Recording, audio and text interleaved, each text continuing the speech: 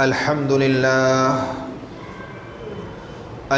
لله نحمده ونستعينه ونستغفره ونؤمن به ونتوكل عليه ونعوذ بالله من شرور أنفسنا ومن سيئات أعمالنا من يهده الله فلا مضل له ومن يضلل فلا هادي له وأشهد أن لا إله إلا الله وحده لا شريك له وأشهد أن محمدًا عبده ورسوله أما بعد فإن خير الحديث كتاب الله وخير الهدي هدي محمد صلى الله عليه وسلم وشر الأمور محدثاتها وكل محدثة بدعة وكل بدعة ضلالة وكل ضلالة في النار. أعوذ بالله من الشيطان الرجيم. بسم الله الرحمن الرحيم. يا أيها الناس اتقوا ربكم الذي خلقكم من نفس واحدة وخلق منها زوجها وبث منهما رجالا كثيرا ونساء واتقوا الله الذي تساءلون به والأرحام إن الله كان عليكم رقيبا. يا أيها الذين آمنوا اتقوا الله حق تقاته ولا تموتن إلا وأنتم مسلمون. يا أيها الذين آمنوا اتقوا الله حق تقاته ولا تموتن إلا وأنتم مسلمون. يا أيها الذين آمنوا اتقوا الله وقولوا قولا سديدا يصلح لكم أعمالكم ويغفر لكم ذنوبكم ومن يطع الله ورسوله فقد فاز فوزا عظيما. وقال الله تبارك وتعالى في موضع آخر ولا تقف ما ليس لك به علم إن السمع والبصر والفؤاد كل أولئك كان عنه مسؤولا. وعن عبد الله بن عمرو بن العاص رضي الله تعالى عنه قال قال رسول الله صلى الله عليه وسلم إن الله لا يقبض العلم انتزاعا ينتزعه من الناس ولكن يقبض العلم بقبض العلماء حتى إذا لم يترك عالما اتخذ الناس رؤوسا جهالا فسئلوا فأفتوا بغير علم فضلوا وأضلوا. رواه الإمام مسلم رحمه الله. رب اشرح لي صدري ويسر لي أمري واحلل عقدة من لساني يفقهوا قولي. اللهم رب زدني علما. آمین. ہر قسم کی تعریف و توصیف، بڑائی اور بزرگی، حمد و ستائش رب العالمین کے لیے بیان کرنے کے بعد بے شمار درود و سلام ہو تمام ہی انبیاء علیہم الصلاۃ والسلام پر، خاص طور پر اللہ کے آخری نبی خاتم الانبیاء رحمت للعالمین احمد مجتبی محمد مصطفیٰ صلی اللہ علیہ وسلم پر. اللہم صلی وسلم علی حبیبک و خلیلک محمد تسلیما کثیرا کثیرا. معزز سامعین کرام، حاضرین جمعہ، بزرگوں اور اسلامی بھائیوں، آج کے اس خطبہ جمعہ میں موضوع گفتگو ہے بدعات کے پھیلنے کے اسباب. بدعت یہ ایک ایسا لفظ ہے جس کو ہم بارہا سنتے ہیں. ہر خطیب، خطبہ دینے والا جب اپنا خطبہ شروع کرتا ہے، اپنی بات شروع کرتا ہے، تو اپنی بات کے شروع کرنے سے پہلے ایک خطبہ مسنونہ پڑھتا ہے. جو میں نے بھی پڑھا ہے، آپ نے ابھی سنا ہے، فَإِنَّ شَرَّ الْأُمُورِ مُحْدَثَاتُهَا، دنیا کا سب سے بدترین کام بدعت ہے۔ وَكُلَّ مُحْدَثَةٍ بِدْعَةٍ، اور بدعت ہے کیا؟ ہر نئی چیز بدعت ہے۔ شریعت اسلامیہ کے اندر کوئی چیز اپنی طرف سے بڑھا لینا، اضافہ کر لینا، یہ بدعت ہے۔ اور بعض روایات کے اندر وَكُلَّ بِدْعَةٍ ضَلَالَةٍ، ہر بدعت گمراہی ہے، وَكُلُّ ضَلَالَةٍ فِي النَّارِ، اور ہر گمراہی جہنم میں لے جانے والی ہے۔ یہ بدعت ہے۔ اللہ تبارک و تعالیٰ نے قرآن مجید میں اتباع کا حکم دیا ہے۔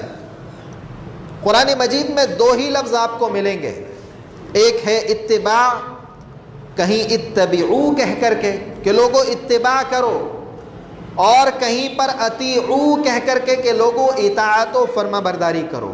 یہ دو الفاظ آپ کو قرآن مجید میں ملیں گے۔ اللہ تبارک و تعالی قرآن مجید میں کتنے بہترین انداز میں سورہ اعراف کی آیت نمبر 3 میں ارشاد فرماتا ہے، اتبعوا ما انزل الیکم من ربکم ولا تتبعوا من دونه اولیاء۔ اس آیت کے یہ دو حصے آپ سمجھ لیجئے، بہت ساری باتیں آپ کو سمجھ میں آ جائیں گی۔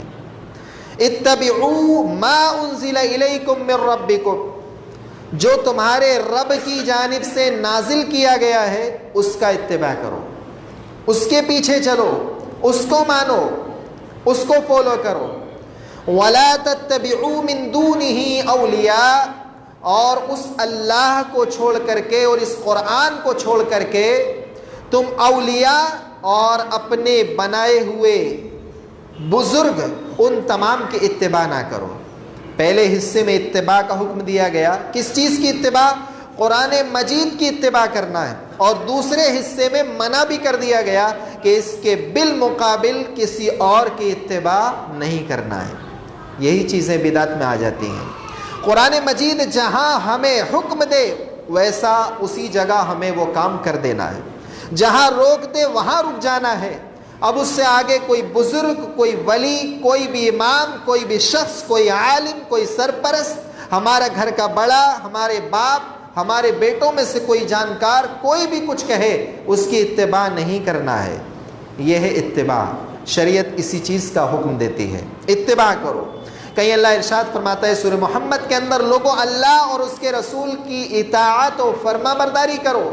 وَلَا تُبْطِلُوا أَعْمَالَكُمْ، اور فرما برداری سے نکل کر کے اپنے اعمال کو باطل نہ کرو۔ وَلَا تُبْطِلُوا أَعْمَالَكُمْ، بہت بڑی بات ہے یہ، فرما برداری سے نکل کر کے اپنے اعمال کو باطل نہ کرو۔ باطل کون سی چیز ہوتی ہے؟ ایک ہے حق اور دوسرے باطل ہے۔ باطل بالکل غلط ہے اور حق تو حق ہے۔ تو اللہ نے اتباع کا حکم دیا ہے۔ بدعت، ہم بارہا اس لفظ کو سنتے ہیں، بدعت کیا چیز ہے؟ اللہ تبارک و تعالی قرآن مجید میں سورہ مائدہ کی آیت نمبر 3 میں ارشاد فرماتا ہے، الْيَوْمَ أَكْمَلْتُ لَكُمْ دِينَكُمْ، میں نے آج تمہارے لیے تمہارے دین کو مکمل کر دیا۔ یہ مکمل کرنے کا کیا مطلب ہے؟ مکمل کرنے کا مطلب ایک مثال سے آپ سمجھیے، ایک گلاس ہے، اس گلاس کے اندر 100 گرام پانی کی کیپیسٹی ہے، تو 100 گرام پانی ہی اس میں آئے گا۔ آپ اس سے اوپر ڈالیں گے وہ باہر چھلک کر کے آ جائے گا۔ ایسے ہی دین کا معاملہ ہے، دین مکمل ہے، اس کے اندر اب ذرہ برابر آمیزش کی اور ملاوٹ کی گنجائش نہیں ہے، چاہے وہ چیز بھلے ہی اپنے دیکھنے میں کتنی بھی اچھی کیوں نہ لگتی ہو۔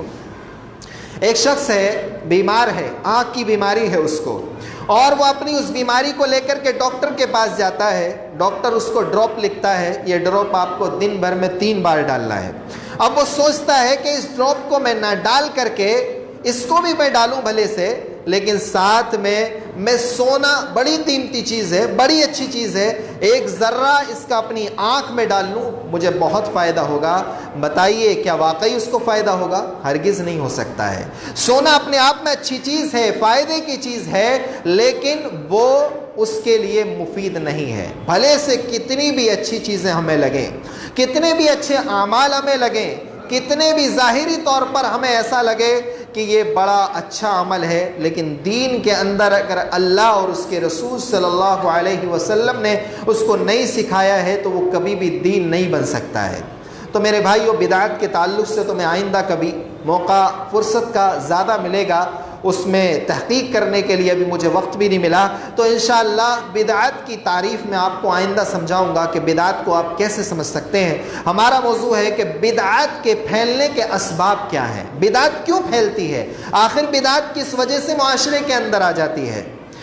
آئیے اس کے تعلق سے دیکھتے ہیں۔ اللہ تبارک و تعالی ارشاد فرماتا ہے قرآن مجید کے اندر سورہ بنی اسرائیل، جس کو سورہ اسراء بھی کہتے ہیں، 15واں پارہ وہاں سے شروع ہوتا ہے، آیت نمبر 36 کے اندر، وَلَا تَقْفُ مَا لَيْسَ لَكَ بِهِ عِلْمٌ إِنَّ السَّمْعَ وَالْبَصَرَ وَالْفُؤَادَ كُلُّ أُولَئِكَ كَانَ عَنْهُ مَسْئُولًا۔ اللہ ارشاد فرماتا ہے کہ تمہیں جس چیز کا علم نہیں ہے اس کے پیچھے مت چلو، اس کے پیچھے مت بھاگو۔ إِنَّ السَّمْعَ وَالْبَصَرَ، یہ کان بھی، یہ آنکھ بھی، والفؤاد، یہ دل بھی، کل اولئک کان عنہ مسئولا، اللہ کے سامنے بروز قیامت ان تمام سے سوال کیا جائے گا، پوچھا جائے گا۔ اس آیت کے پیش نظر سب سے پہلا سبب ہے لوگوں کے اندر علم کا نہ ہونا، علم کا نہ پایا جانا۔ جہالت عام ہے اور علم نہیں پایا جاتا ہے۔ علم سے مراد کون سا علم ہے میرے بھائیو؟ کسی پر تانا کشی اور کسی طرح کا اپنا کامنٹ پاس کرنے کے لیے میں یہ بات نہیں کہہ رہا ہوں، لیکن اس بات کو ہمیں سمجھنا چاہیے کہ ہم نے علم کو بڑا محدود کر کے رکھ دیا ہے۔ ہمارا علم کیا ہے؟ ہمارے بچے ناظرہ پڑھنے کے لیے مسجد چلے جائیں، قرآن مجید ناظرہ پڑھ لیں، زیادہ سے زیادہ حفظ کر لیں، بس ان کو علم آ گیا، یہی علم ہے۔ حالانکہ یہ محض علم نہیں ہے، یہی صرف علم نہیں ہے بلکہ اس سے آگے بڑھ کر کے بھی علم ہے۔ علم وہ ہے جو آدمی کو جینے کا طریقہ سکھاتا ہے، جو انسان کو قرآن و سنت کے مطابق جینے کا طریقہ سکھاتا ہے۔ ہمیں اس سے آگے بڑھ کر کے ایک قدم اور آگے بڑھ کر کے اس علم کے حصول کی کوشش کرنا ہوگی، اور اس علم کو آگے بڑھانے کی کوشش کرنا ہوگی، اور اس علم کو پھیلانے کی کوشش کرنی ہوگی۔ اللہ تبارک و تعالی ہم تمام کو فرما رہا ہے کہ لوگوں، جس چیز کا علم نہیں اس کے پیچھے مت چلو۔ آج کل جو زیادہ تر بدعات ہیں ان کے پھیلنے کا سبب یہ ہے، علم کچھ نہیں ہے کہ یہ کہاں سے آئی ہے، یہ چیز اللہ اور اس کے رسول سے ملتی ہے یا نہیں ہے۔ جو کر رہا ہے نہ اس نے کبھی تحقیق کی ہے، جو نہیں کر رہا ہے نہ کبھی اس نے تحقیق کی ہے، بس چونکہ کرتے ہوئے دیکھا ہے اس لیے ہم کر رہے ہیں۔ یہ سب سے بڑا سبب ہے بدعات کے ہمارے معاشرے کے اندر پھیلنے کا۔ اللہ تبارک و تعالیٰ سورہ اعراف کی آیت نمبر 33 میں ارشاد فرماتا ہے، قل انما حرم ربی الفواحش ما ظهر منها وما بطن والاثم والبغي بغیر الحق وان تشركوا بالله ما لم ينزل به سلطانا وان تقولوا على الله ما لا تعلمون۔ یہ بڑی اہم آیت ہے، اس میں اللہ تبارک و تعالیٰ ارشاد فرماتا ہے، اے نبی آپ کہہ دیجئے انما حرم ربی الفواحش ما ظهر منها وما بطن، نے تمام کی تمام فحش باتوں کو، بدکاری کی باتوں کو، بدکاری کی چیزوں کو حرام قرار دیا ہے۔ سب کو اللہ نے حرام قرار دیا ہے۔ ما ظہر منہا، بعض بدکاریاں بڑی ظاہر واضح ہیں، ان کو بھی اللہ نے حرام قرار دیا ہے۔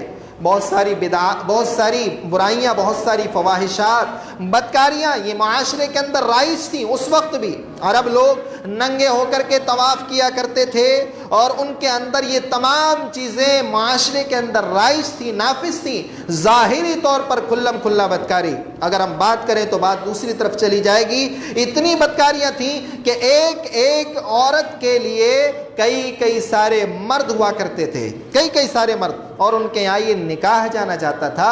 عورت کئی ساروں سے تعلقات رکھتی تھی، اور پھر جب بچہ ہوتا تھا تو جس کا نام وہ لے دیتی تھی بچہ اسی کا کہلاتا تھا، اور مجال نہیں ہوتی تھی ان تمام تعلق رکھنے والے لوگوں میں سے کسی کی کہ وہ انکار کر سکے میرا بچہ ہو۔ اللہ تبارک و تعالیٰ نے تمام چیزوں کا کو حرام کرتے ہوئے ارشاد فرمایا کہ یہ تمام کھلی چیزیں یہ بھی تمام کی تمام اللہ نے حرام کی ہیں، وما بطن، اور جو باطنی خفیہ طور پر بدکاریاں ہیں وہ بھی اللہ نے حرام کی ہے۔ آپ ظاہری بدکاریاں نہیں کرتے، کھلم کھلا بدکاریاں نہیں کرتے، لیکن چھپ کر کے بدکاریاں چل رہی ہیں، پوشیدہ طور پر بدکاریاں چل رہی ہیں، اللہ نے ان تمام کو حرام کیا ہے۔ پھر اللہ ارشاد فرماتا ہے آگے وَأَن تُشْرِكُوا بِاللَّهِ مَا لَمْ يُنَزِّلْ بِهِ سُلْطَانًا، اور اللہ نے یہ بھی حرام قرار دیا ہے کہ تم اللہ کے ساتھ اس چیز کو شریک ٹھہراؤ جس کے تعلق سے اللہ نے کوئی دلیل نازل نہیں کی ہے۔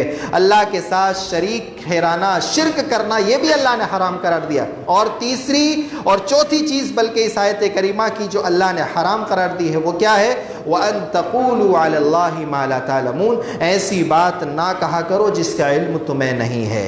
اس آیت سے پتہ چلتا ہے کہ ہماری طرف سے ایسی بات نکل جائے، ایسی بات زبان سے نکل کر کے آ جائے جس کا علم ہمیں ہے ہی نہیں، بس ہم بولتے چلے جا رہے ہیں اور اس کو ثواب سمجھتے چلے جا رہے ہیں، اللہ نے اس کو حرام قرار دیا ہے۔ اللہ کے رسول صلی اللہ علیہ وسلم کی کتنی احادیث اس کے تعلق سے ہیں۔ مسلم شریف میں بھی مقدمے کے اندر امام مسلم رحمہ اللہ لے کر کے آئے ہیں، اللہ کے رسول صلی اللہ علیہ وسلم نے ارشاد فرمایا کہ جس نے میرے تعلق سے کوئی ایسی بات کہہ دی جو میں نے نہیں کہی ہے فَلْيَتَبَوَّأْ مَقْعَدَهُ مِنَ النَّارِ، تو ایسا شخص اپنا ٹھکانہ جہنم کے اندر بنا لے۔ تو اللہ کے تعلق سے، اللہ کے رسول کے بارے میں کوئی بات ایسی نہیں کہنی چاہیے جس کا علم ہمیں نہیں ہے۔ اگر ہمیں علم ہے قرآن و سنت سے صحیح انداز سے کہ یہ صحیح حدیث سے ثابت ہے تو اس کا علم، اس علم کو ہمیں پھیلانا چاہیے، اس کی تعلیم دینی چاہیے اور اسی علم پر عمل کرنا چاہیے۔ اللہ تبارک و تعالی نے ہم تمام کو جو قرآن و سنت دیا ہے، ہم تمام کو اللہ کا شکر ادا کرنا چاہیے اور اسی قرآن و سنت کا علم حاصل کر کے اس پر عمل کرنے کی کوشش کرنی چاہیے۔ علم کتنی اہم چیز ہے۔ حضرت عبداللہ ابن عمرو بن عاص رضی اللہ تعالی عنہ فرماتے ہیں کہ اللہ کے رسول صلی اللہ علیہ وسلم نے ارشاد فرمایا، امام مسلم رحمہ اللہ اس کو کتاب العلم میں لے کر کے آئے ہیں، اللہ کے رسول نے ارشاد فرمایا ان اللہ لا يقبض العلم انتزاعا، کہ اللہ رب العالمین ایسا نہیں کرے گا کہ علم کو لوگوں کے سینوں سے نکال کر کے اٹھا لے۔ اللہ ایسا نہیں کرے گا کہ علم کو یک بار کی سینوں سے نکال لیا گیا اور نکال کر کے اٹھا کر کے اس کو ایک طرف کر دیا گیا، کوئی اب عالم ہی نہیں بچا، کوئی جانکار ہی نہیں بچا۔ ایسا اللہ رب العالمین نہیں فرمائے گا، بلکہ کیا ہوگا؟ بلکہ اللہ رب العالمین یقبض العلم بقبض العلماء، علماء حق کو آہستہ آہستہ ختم کرتا رہے گا، علماء حق ختم ہوتے رہیں گے۔ یہ جو ابھی دور گزرا ہے کورونا وائرس کا، اس میں کتنے بڑے بڑے علماء اس بیماری کا شکار ہو کر کے ہمارے درمیان سے چلے گئے، علماء حق اس دنیا سے چلے گئے۔ تو اللہ رب العالمین ایسا نہیں کرے گا کہ ہمارے سینوں سے نکل گیا اور ہم زندہ بھی ہیں اور علم ختم ہو گیا، بلکہ علم کے ختم ہونے کی ایک صورت یہ بیان کی اللہ کے رسول نے کہ علماء حق ختم ہو جائیں گے، علماء حق جاتے رہیں گے۔ پھر کیا ہوگا؟ پھر ایسا ہوگا حتی اذا لم یترک عالما، یہاں تک کہ جب ایک بھی عالم نہیں بچے گا، اتخذ الناس رؤوسا جہالا، تو لوگ جاہلوں کو، جہال کو اپنا سردار بنا لیں گے۔ پھر کیا ہوگا؟ فسئلوا، ان سے مسائل معلوم کیے جائیں گے، ان سے فتوے معلوم کیے جائیں گے، فافتوا بغیر علم، تو وہ بغیر علم کے فتویٰ دیں گے، بغیر علم کے جانکاریاں دیں گے لوگوں کو اور فتوے نکالیں گے، فتوے جاری کریں گے، حالانکہ ان کے پاس علم نہیں ہوگا۔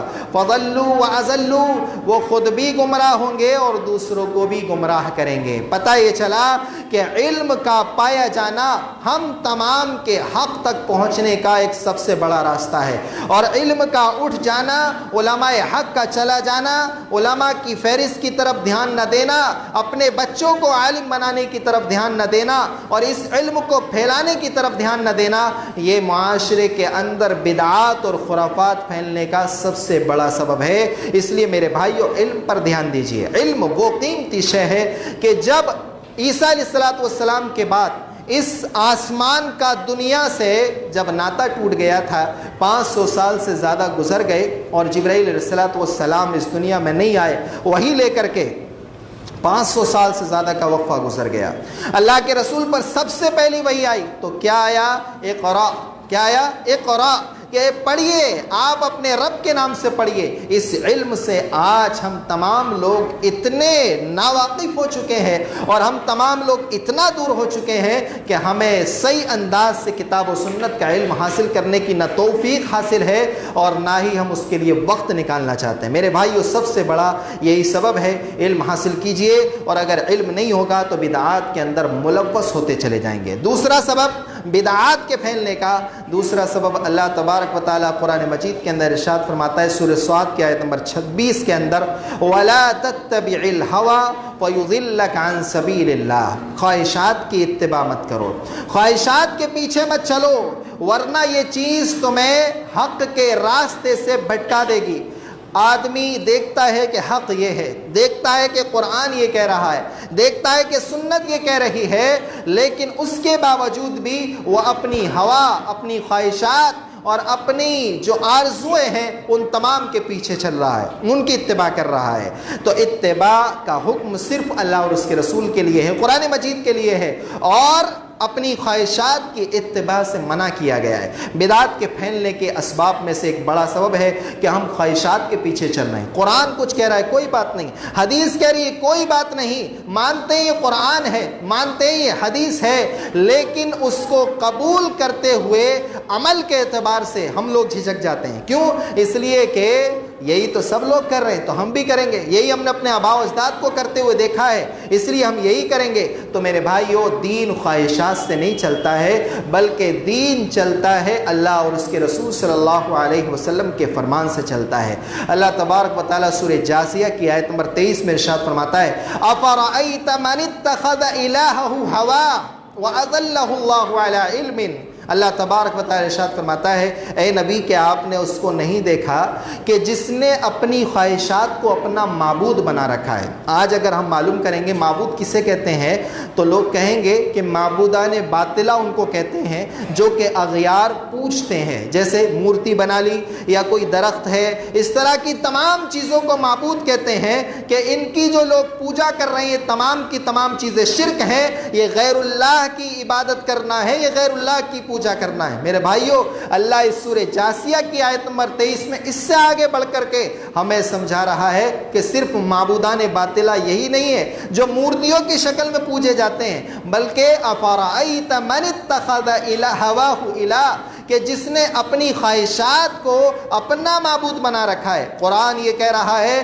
لیکن میری خواہش یہ کہتی ہے، اللہ فرماتا ہے یہ بھی اپنی خواہش کو معبود بنانے جیسا ہے۔ جیسا کہ غیر کی پوجا کی جا رہی ہے، اسی طریقے سے ہم اور آپ اپنی خواہشات کی پوجا کر رہے ہیں، اپنی خواہشات کے پیچھے چل رہے ہیں، حالانکہ عبادت صرف اور صرف اللہ رب العالمین کا حق ہے۔ وَأَذَلَّهُ اللَّهُ عَلَىٰ عِلْمٍ، اور اللہ نے اس کو علم کے باوجود گمراہ کر دیا ہے۔ بہت اہم بات ہے، جب انسان خواہشات کے پیچھے چلتا ہے تو چاہے کتنا بھی بڑا علم اس کو حاصل ہو جائے، قرآن و سنت سے کچھ بھی معلوم ہو جائے، چاہے اس کو علم حاصل کر کے وہ آیا ہے، پھر بھی اس کے باوجود اگر خواہشات کے پیچھے چلنے لگا تو وہ گمراہی کے راستے پر جاتا ہے، اور خواہشات کے پیچھے چل کر کے اپنی من سے اور اپنے دل سے، اپنی زبان سے نئی نئی چیزیں اور نئی نئی بدعات نکال کر کے سامنے لے کر کے آتا ہے۔ اس لیے اللہ ارشاد فرماتا ہے کہ اس شخص نے اپنی خواہشات کو اپنا معبود بنا لیا ہے، اور اللہ نے اس کو علم کے باوجود گمراہ کر دیا ہے۔ وَخَتَمَ عَلَىٰ سَمْعِهِ وَقَلْبِهِ، اور اس کے کانوں پر اور اس کے دل پر مہر لگا دی ہے۔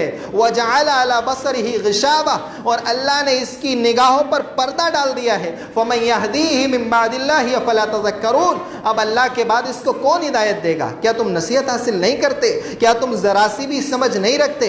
تو اللہ رب العالمین ارشاد فرما رہا ہے کہ جس نے اپنی خواہشات کو اپنا معبود بنا لیا، وہ تمام تر بدعات کو اپنے گھر میں جگہ دے گا اور خرافات کو جگہ دے گا۔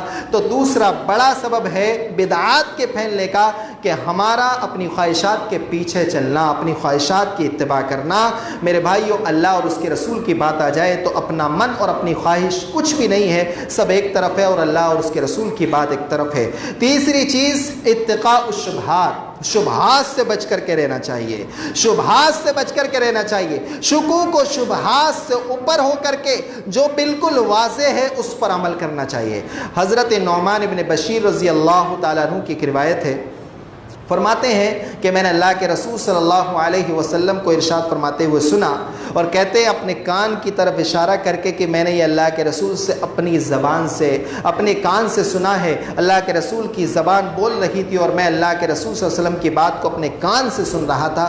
کیا اللہ کے رسول نے ارشاد فرمایا ان الحلال بین، حلال واضح ہے، وان الحرام بین، اور حرام بھی واضح ہے، اور کچھ ایسے معاملات ہیں کہ جو امور مشتبہات ہیں، شکوک والے معاملات ہیں، شک والے معاملات ہیں۔ دیکھیے ایک چیز حرام ہے، اللہ تعالیٰ نے شراب حرام کی ہے، قرآن مجید میں لکھا ہوا ہے۔ اللہ نے سود کو حرام کیا ہے، قرآن مجید میں لکھا ہوا ہے۔ اللہ تبارک و تعالیٰ نے کچھ چیزیں حلال کی ہیں، وہ تمام کی تمام چیزیں میں بیان کر دی گئی، یہ تمام کی تمام حلال ہیں۔ جو اللہ نے حرام نہیں کی وہ حلال ہیں، یہ چیزیں واضح ہیں۔ لیکن کچھ چیزیں ایسی ہیں کہ جن کے بارے میں پھر علماء کا اختلاف ہوتا ہے کہ آیا یہ چیز حلال ہے یا حرام ہے۔ اللہ کے رسول صلی اللہ علیہ وسلم نے ارشاد فرمایا ان امور مشتبہات کو، ان شک والی چیزوں کو زیادہ تر لوگ نہیں جانتے، لیکن کوئی شخص پھر بھی اپنے دین اور اپنی عزت کو بچانے کے لیے ان شک والی چیزوں سے بھی بچ جائے تو اس نے اپنے دین کی حفاظت کر لی۔ بہت بڑی بات ہے، اگر آپ کو سمجھ میں نہیں آئی ہو تو دوبارہ میں کہتا ہوں کہ حلال واضح ہے، حرام واضح ہے، بیچ میں کچھ چیزیں ہیں شک والی ہیں۔ حالانکہ علماء نے اجتہاد کے ذریعے سے ان کو حلال قرار دیا کہ یہ حلال ہے اس لیے کہ قرآن و سنت کی اس دلیل سے میل کھاتی ہے، اور یہ حرام نہیں ہے اس لیے کہ قرآن و سنت کی اس دلیل سے میل نہیں کھا رہی ہے۔ اگرچہ حلال کیا ہے اس کو اجتہاد کے ذریعے سے علماء نے، لیکن پھر بھی ایک انسان اس حلال چیز سے بھی، اس شک والی چیز سے بھی اس لیے بچتا ہے تاکہ اپنی دین کی حفاظت کر لے، اپنی عزت کو بچا لے، اللہ کے یہاں جہنم کی آگ سے بچا لے۔ تو اللہ کے رسول نے فرمایا واقعی وہ اپنے دین کو بچا لے گیا، اور جو شبہات اور شک والی چیزوں میں پڑ گیا وہ حرام کے قریب چلا جائے گا، حرام کے اندر مبتلا ہو جائے گا۔ اللہ کے رسول نے فرمایا مثال دے کر کے کرائی یرتعی حول الحما، اس چرواہے کی طرح جو کہ ایک باؤنڈری کے آس پاس اپنی بکریوں کو چرا رہا ہے۔ ممکن ہے کہ اس کی بکریاں اس میں چلی جائیں، اور ہر بادشاہ کی ایک باؤنڈری اور ایک چراگاہ ہوتی ہے، اور اللہ کی بھی چراگاہ ہے۔ اللہ نے جن چیزوں کو حرام کر دیا ہے وہ اللہ کی طرف سے باؤنڈری ہے۔ اگر کوئی ان سے دور دور تک بچا رہا، شک والی چیزوں سے بھی بچا رہا، وہ کبھی اس باؤنڈیشن میں نہیں آئے گا۔ لیکن اگر وہ شک والی چیزوں کے اندر مبتلا ہونے لگا تو کبھی نہ کبھی وہ ان حرام چیزوں کے اندر بھی ملوث ہو جائے گا۔ اس کا دل پھر گنجائش دے گا کہ پھر اور آگے بڑھ اور آگے بڑھ۔ تو اپنی دین کی حفاظت کرنے کے لیے اللہ کے رسول نے ارشاد فرمایا شکوک و شبہات کی چیزوں کو بھی ہمیں چھوڑ کر کے چلنا ہے۔ اور اللہ کے رسول نے فرمایا اسی حدیث میں کہ اس انسان کے جسم میں ایک گوشت کا لوتھڑا ہے، یعنی یہ دل ہے، اگر یہ دل سدھر گیا اور یہ درست ہو گیا تو ساری زندگی درست ہو جائے گی، لیکن اگر اس دل کے اندر فساد ہے، اس نیت کے اندر خرابی ہے تو سارے اعمال برباد ہو جائیں گے۔ تو سب سے اہم سببوں میں سے ایک سبب یہ بھی ہے بدعت کے پھیلنے میں سے کہ ہم شکوک و شبہات والی چیزوں کو جگہ دیتے ہیں، اپنے گھروں میں جگہ دیتے ہیں، اپنے معاشرے میں جگہ دیتے ہیں۔ میرے بھائیو، حلال واضح ہے، حرام واضح ہے، اور جو بیچ میں شک والی چیزیں ہیں جس کے تعلق سے قرآن و سنت سے واضح دلائل بھی نہ ملے، تو ہم تمام کو ان تمام چیزوں سے بھی بچ کر کے رہنا چاہیے تاکہ ہم کسی بدعت اور خرافات کے قریب نہ جائیں۔ چوتھی چیز ہے بدعت کے پھیلنے کا جو ایک بڑا سبب ہے، وہ ہے کہ اپنی عقل کو لڑانا، اپنی عقل کو شریعت کے اندر داخل کرنا۔ اللہ تبارک و تعالیٰ قرآن مجید میں ارشاد فرماتا ہے سورہ حشر کی آیت نمبر 7 کے اندر وَمَا آتَاكُمُ الرَّسُولُ فَخُذُوهُ وَمَا نَهَاكُمْ عَنْهُ فَانْتَهُوا، جو کچھ بھی تمہیں رسول دے دیں اس کو لے لو، اور جس چیز سے روک دیں اس چیز سے باز آ جاؤ۔ جہاں رسول نے کچھ کام کرنے کے لیے کہا وہ کام کرنا ہے، اور جس کام سے روک دیا وہ کام ہمیں چھوڑ دینا ہے، اس سے رک جانا ہے۔ اب یہ نہیں کہنا ہے کہ یہ تو چھوٹی سنت ہے اور یہ بڑی سنت ہے، نہیں، رسول نے کیا ہے تو بس اس کو کرنا ہے، اور اگر رسول نے روک دیا ہے تو اس کو نہیں کرنا ہے۔ یہ دیکھنا کہ وہ مکروہ ہے، حرام کے درجے میں ہے، کتنا بڑا حرام ہے، یہ تمام چیزیں دیکھنا، اپنی عقل کو لڑانا ہے۔ شریعت میں عقل کی دخل اندازی نہیں ہے، اس لیے حضرت علی رضی اللہ تعالی عنہ نے کہا تھا کہ اگر اس دین اسلام کی بنیاد عقل پر ہوتی تو ہم موضوع پر جو مسح کرتے ہیں اوپر کے حصے پر کرتے ہیں. اگر عقل پر بنیاد ہوتی تو کہاں پر مسح ہوتا؟ نچلے حصے پر مسح ہوتا. کیونکہ آپ جو خفین پہنتے ہیں، موزے پہنتے ہیں، ان موزوں سے جو چل کر کے آپ آتے ہیں وہ نچلے حصے سے چل کر کے آتے ہیں، لیکن مسح اوپر کے حصے پر کرتے ہیں. عقل یہ کہتی ہے کہ نیچے مسح کیا جائے، لیکن نہیں، شریعت یہ کہتی ہے کہ اوپر کے حصے پر مسح کیا جائے. چونکہ اللہ کے رسول نے اوپر کے حصے پر مسح کیا اس لیے کریں گے تو اللہ فرماتا وَمَا آتَاكُمُ الرَّسُولُ، ما کا لفظ عموم کو بتاتا ہے کہ جو کچھ بھی رسول دے دے اس کو لے لینا ہے، اور جس چیز سے رسول روک دے اس چیز سے باز آ جانا ہے، اس کے بعد ذرا سی بھی چوں اور چرا نہیں کرنی ہے. اللہ تبارک و تعالیٰ قرآن مجید کے اندر ارشاد فرماتا ہے ما كان لمؤمن ولا مؤمنة اذا قضى الله ورسوله ان يكون لهم الخيرة من امرهم. اللہ رب العالمین قرآن مجید میں ارشاد فرماتا ہے کہ کسی بھی مومن مرد اور کسی بھی مومنہ عورت کے لیے جائز نہیں، یہ گنجائش نہیں کہ جب اللہ اور اس کے رسول کوئی فیصلہ کر دیں کہ وہ اپنا اختیار چلائے، اپنی منمانی چلائے، اور جو اللہ اور اس کے رسول کی نافرمانی کرے گا فقد ضل ضلالا مبینا، واضح طور پر کھلا طور پر وہ گمراہ ہو گیا. سورہ احزاب کی آیت نمبر 36 ہے.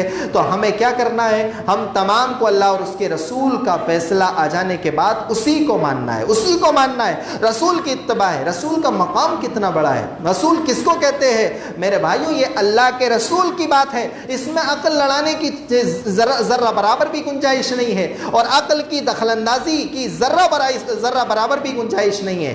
رسول کا مقام اتنا بڑا ہوتا ہے کہ یہ رسول اللہ کی طرف سے چنا ہوا ہے.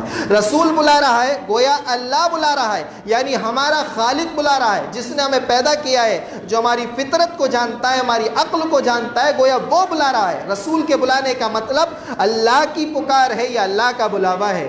بخاری شریف کے اندر ایک مثال دے کر کے اللہ کے رسول صلی اللہ علیہ وسلم کی مثال دی گئی ہے کہ ایک شخص ہے، اس نے نیا گھر بنایا ہے، نئی تعمیر کی ہے. کتاب الاعتصام یعنی کتاب و سنت کو مضبوطی سے پکڑنے کے باب میں امام بخاری رحمہ اللہ اس حدیث کو ذکر کرتے ہیں. تو اس میں مثال بیان کی گئی کہ ایک شخص اس نے نیا گھر بنایا ہے. اس نے نیا گھر بنانے کے بعد ایک دسترخوان لگایا، اس میں دعوت کی ہے اس نے، اور ایک داعی کو بلانے والے کو اس نے بھیجا کہ جاؤ فلاں شخص کو بلا کر کے لے کر کے آؤ، وہ میرے گھر آئے گا اور اس دسترخوان سے کھائے گا. اللہ کے رسول صلی اللہ علیہ وسلم نے ارشاد فرمایا میری مثال اسی داعی کی طرح ہے. اب یہ داعی جاتا ہے بلانے کے لیے. اب میرے بھائیوں ذرا بتائیے، دسترخوان کسی اور نے لگایا ہے، گھر کسی اور نے بنایا ہے، بلانے والا کوئی اور ہے، لیکن ایک بیچ کا آدمی جو بلانے جاتا ہے، جو گھر گھر دروازوں پر جاتا ہے، اس کو آپ جو بھی بولتے ہو اپنے یہاں، وہ داعی جب بلانے کے لیے جاتا ہے، اب وہ بلاتا ہے، آواز دیتا ہے کہ آپ کی دعوت ہے. جس نے قبول کر لیا وہ اس بلانے والے کی دعوت کو قبول کر رہا ہے یا اس کی دعوت کو قبول کر رہا ہے جس نے دسترخوان لگایا ہے؟ میرے بھائیو اس کی دعوت کو قبول کر رہا ہے جس نے دسترخوان لگایا ہے. بات اس کی ہے، اگرچہ اس کو اس سے کوئی دشمنی ہو، لیکن وہ قبول دعوت اس کی کر رہا ہے جس نے دسترخوان لگایا ہے. اور اگر کسی نے اس سے دشمنی کی خاطر اس کے دسترخوان پر آنے سے انکار کر دیا تو کس کا انکار کیا؟ اس نے اس داعی کا انکار نہیں کیا، بلکہ اس نے اس دسترخوان لگانے والے کا انکار کیا ہے.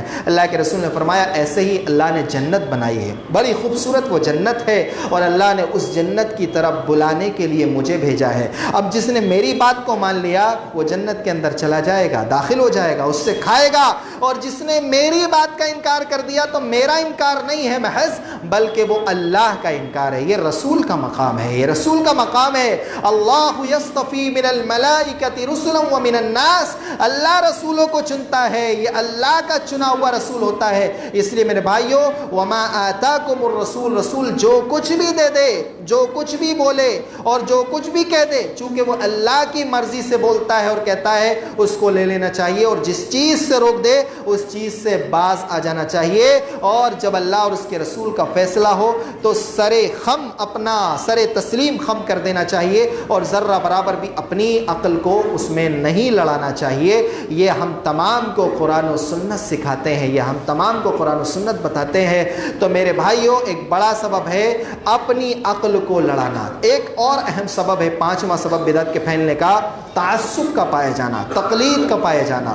اللہ تبارک و تعالیٰ سورہ بقرہ کی آیت نمبر 170 میں ارشاد فرماتا ہے وَإِذَا قِيلَ لَهُمُ اتَّبِعُوا مَا أُنزِلَ إِلَيْكُم مِّن رَّبِّكُم، اگر ان سے یہ کہا جاتا ہے کہ اللہ نے جو کچھ تمہاری طرف نازل کیا ہے تم اس کا اتباع کرو، اس کے پیچھے چلو، تو یہ کیا کہتے ہیں؟ یہ کہتے ہیں قَالُوا بَلْ نَتَّبِعُوا مَا أَلْفَيْنَا عَلَيْهِ آبَاءَنَا، کہ ہم اس کا اتباع کریں گے جس پر ہمارے آباء و اجداد چلتے چلے آئے ہیں۔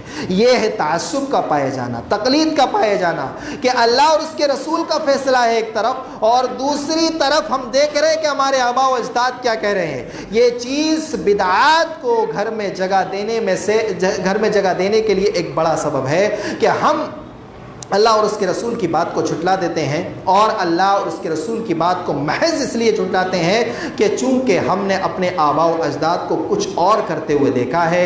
اللہ رب تبارک و تعالیٰ قرآن مجید میں آپ دیکھیں گے سورہ احزاب کی آیت نمبر 66 سے لے کر کے 68 تک ارشاد فرماتا ہے کہ اس دن جب جہنمیوں کو جہنم میں ڈالا جائے گا، یوم تقلب وجوہہم فی النار، لوگ جہنم کے اندر اودھے منہ ڈال دیے جائیں گے، یقولون، تو وہ کہیں گے یا ویلتنا اطعنا اللہ و اطعنا الرسول، ہائے کاش ہم نے اللہ اور اس کے رسول کی فرما برداری کی ہوتی، ہم اللہ اور اس کے رسول کی بات کو مان کے آئے ہوتے، ہم نے اللہ کے رسول کی بات کو مانا ہوتا۔ اور کیا کہیں گے؟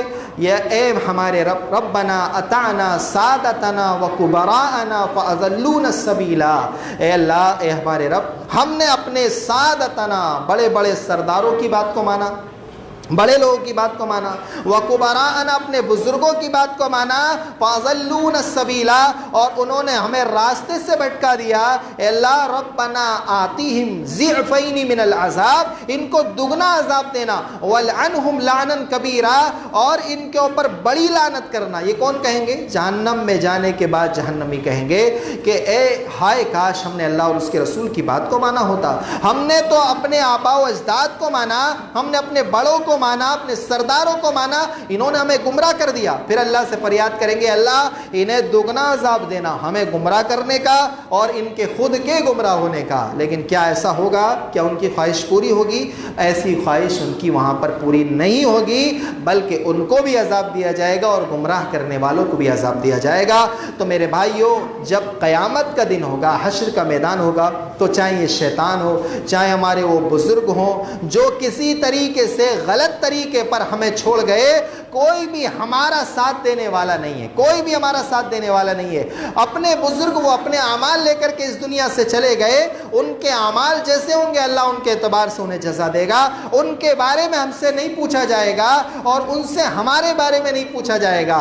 اور یہ جو شیطان ہمارے دل میں وسوسہ ڈالتا ہے کہ تمہارے آباء و اجداد ایسا کرتے چلے آئے ہیں، جب آپ بروز قیامت یہ بہانہ ماریں گے تو اللہ کے سامنے یہ شیطان کھسک کر کے چلا جائے گا اور یہ کہے گا کہ میں نے تو تمہارے سامنے ایک وجہ پیش کی تھی، تم نے قبول کر لی، میں نے تو کوئی دلیل نہیں دی تھی، میں نے تو نہیں کہا تھا کہ تم میرے پیچھے چلو، میری اتباع کرو، اللہ کا فرمان تمہارے سامنے تھا، تم نے بات کو مانا، تم جانو اور تمہارا کام جانے، یہ شیطان کہہ کر کے چلا جائے گا۔ تو میرے بھائیوں، بدعت کے پھیلنے کا ایک بڑا سبب ہے ہمارے اندر تعصب کا پائے جانا۔ ہم اتنے متعصب ہو جائے کہ اللہ اور اس کے رسول کی بات کوئی بتا رہا ہو اور ہم سوچیں کہ نہیں ہمیں اس کی بات نہیں ماننا ہے، ہمیں اس کی بات کو سننا بھی نہیں ہے، تو یہ تعصب نہیں ہونا چاہیے، کسی کے اندر بھی نہیں ہونا چاہیے، نہ ہمارے اندر ہونا چاہیے نہ دوسرے کے اندر ہونا چاہیے۔ سب کی بات کو سنو اور اللہ اور اس کے رسول کے میزان پر اس کو تول کر کے دیکھو، جو اس پر مکمل اتر جائے اس کی بات کو مان لو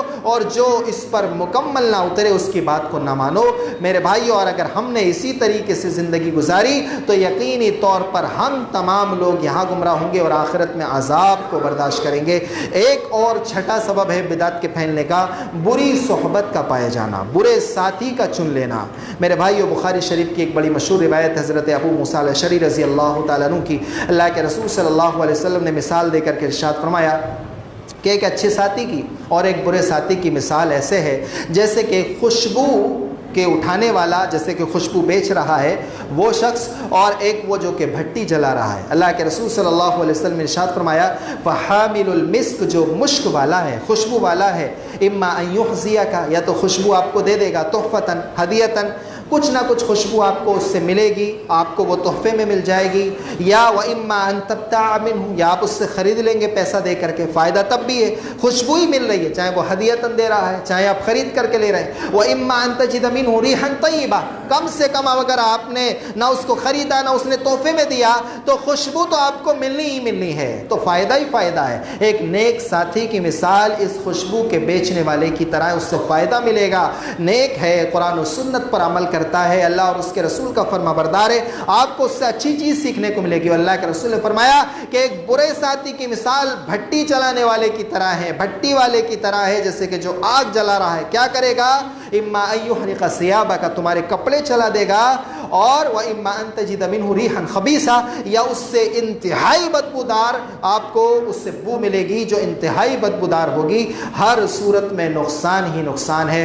میرے بھائیو، ہمیں اس دنیا کے اندر زندگی گزارتے ہوئے اہم چیز ہے، اس کو چھوٹا نہ جانے، ہمیں اچھے ساتھی کو چننا چاہیے، نیک ساتھی کو چننا چاہیے، جو اللہ اور اس کے رسول کی سنتوں پر عمل کرتے ہیں، جو علم والے ہیں، ہمیں ان کا ساتھ رکھنا چاہیے اور ان کے ساتھ زندگی گزارنا چاہیے، ان کے ساتھ اٹھنا بیٹھنا چاہیے، علماء سے اپنے روابط کو مضبوط کرنا چاہیے، اپنے مسائل کو ان کے سامنے رکھنا چاہیے، اور اگر ہم اپنے مسائل کو، اپنی باتوں کو دوسروں کے سامنے رکھیں گے تو جیسے لوگوں کے سامنے ہم رکھیں گے اسی طرح کا رزلٹ ہمارے سامنے آئے گا، اور اگر ہم اچھے لوگوں کے سامنے رکھیں گے تو اچھا رزلٹ ہمارے سامنے آئے گا۔ اللہ تبارک و تعالیٰ سورہ فرقان کی آیت نمبر 27 سے لے کر کے 29 تک ارشاد فرماتا ہے کہ اس دن ایک ظالم، ایک گناہگار جب جہنم کے اندر ڈالا جا رہا ہوگا تو افسوس کے مارے کہے گا ہائے کاش میں نے رسول کا راستہ اپنایا ہوتا، ہائے کاش میں نے فلاں کو اپنا دوست نہ بنایا ہوتا، اس نے تو مجھے حق آنے کے بعد بھی گمراہ کر دیا۔ اللہ پھر فرما رہا ہے وہاں پر آیت کو ختم کرتے ہوئے وَكَانَ الشَّيْطَانُ لِلْإِنسَانِ خَذُولًا، شیطان پہلے کرا دیتا ہے کام کو پھر اسی طرح رسوا کرتا ہے، اس دن رسوا ہوگا انسان، ہائے کاش میں نے اس کو اپنا دوست نہ بنایا ہوتا، لم اتخذ فلانا خلیلا، میں نے اس کو دوست بنایا تھا، لقد اضلنی عن الذکر بعد اذ جاءنی، اس نے مجھے حق سے اور اللہ کے راستے سے بھٹکا دیا جبکہ وہ میرے پاس آ چکا تھا۔ تو اچھا ساتھی چنیے، نیک ساتھی چنیے، اور قرآن و سنت پر عمل کرنے والا ساتھی چنیے، تو انشاءاللہ آپ کو اچھی چیزیں ہی سیکھنے کو ملیں گی، اور اگر آپ برا ساتھی چنتے ہیں تو بری چیزیں اور اس کا برا رزلٹ آپ کو دیکھنے کو ملے گا۔ انشاءاللہ اس موضوع کو آئندہ آگے اور بڑھایا جائے گا کہ بدعات کے پھیلنے کے اور کیا اسباب ہیں جو ہمارے معاشرے کے اندر بدعات کو جگہ دیتے ہیں اور ہمارے گھروں کے اندر بدعت کو رائج کرتے ہیں۔ اللہ تبارک و تعالیٰ سے دعا ہے کہ اللہ تبارک و تعالیٰ ہم تمام کو بدعت سمجھنے کی، اور اللہ ہم تمام کو سمجھنے کی صلاحیت عطا فرما۔ رب العالمین ہم تمام کو عمل صالح کی توفیق عطا فرما، اور حق کے راستے کو ہمارے سامنے واضح کر دے اور اس کے مطابق عمل کرنے کی توفیق عطا فرما۔ رب العالمین ہم تمام کو موحد بنا دے، شرک و بدعات سے دور فرما دے۔ رب العالمین جو بیمار ہیں ان کو شفائے کاملہ عاجل عطا فرما دے۔ رب العالمین جو مقروض ہیں ان کے لیے آسانیاں فرما دے، ان کی قرض کی ادائیگی کے وسائل فراہم فرما دے۔ رب العالمین جو کاروبار سے پریشان ہیں ان کے حلال روزی میں برکت عطا فرما دے۔ رب العالمین ہم تمام کو حلال کمانے اور حرام سے بچنے کی توفیق عطا فرما دے، اور اللہ ہم تمام کو زیادہ سے زیادہ عمل صالح کرنے کی توفیق عطا فرما دے، اور ہمارے اعمال کو خصوصی طور پر اپنے فضل و کرم سے قبول فرما لے۔ آمین وآخر دعوانا الحمدللہ رب العالمین۔